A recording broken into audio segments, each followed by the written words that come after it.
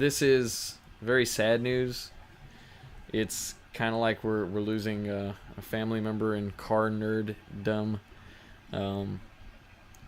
This week on Ralph Gilles, the head of the whole Viper project and everything, bigwig at Fiat Chrysler, he showed some pictures of the very last Dodge Viper again, and it's sad. Well, the thing is, Pagani, like stopping production, and this is gonna be the last one ever, like for serious guys.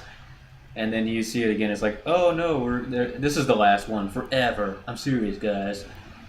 Well, here's the thing. They did it a couple of years ago, and they waited just the right amount of time, and then they brought it back.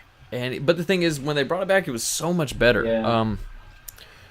I've never ridden in one, but I've seen several, and I filmed a couple, and they are, oh my god, it's like, it's so much better than it should be. And the problem is, every Dodge Viper before this one was all engine and wheels, and then everything else was sort of, secondary. Whereas this last generation of Vipers, oh my god, it was so nice inside. Like, it felt like a luxury car. It felt like something that you would actually pay for. Wow. And it's kind of sad to see it go, but I'm not gonna say that I think it's gone for good. No, I don't know about that. One day I think it may return, and just like, people never thought they'd see a Challenger again or a Charger, but I mean, they're back, and maybe whenever we're older and 60s or something like that, all of a sudden they'll come back again whenever we're like the golden era where we have money. Like, that's what's happening now with things like something that it's coming up. We're going to talk about the Supra, but that's something that's happening to that. Like, that car went away, and now the era that car was cool for, that generation, they have money now, Yeah, we've sort of determined the Viper will be gone until it comes back. Yes. Which is almost like, thank you, Captain Obvious. I wonder if something cool will happen with the Viper name or something like that.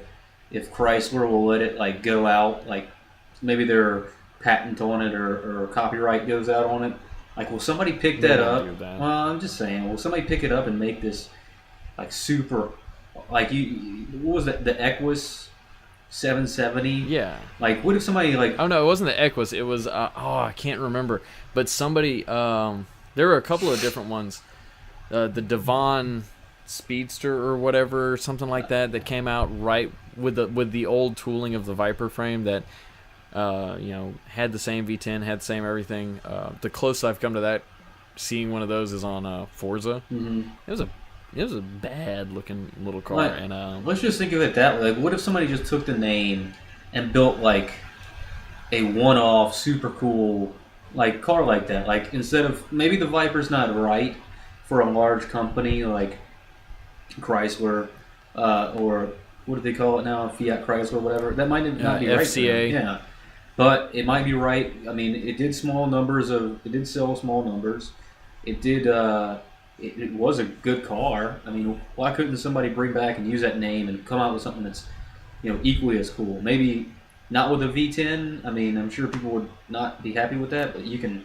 LS. You can make a super cool big inch like V8, and I think people would still be happy with it. Like, let's just say you put a 900 cubic inch mountain motor or something like that in it, or just something crazy. I think people would still be happy with it.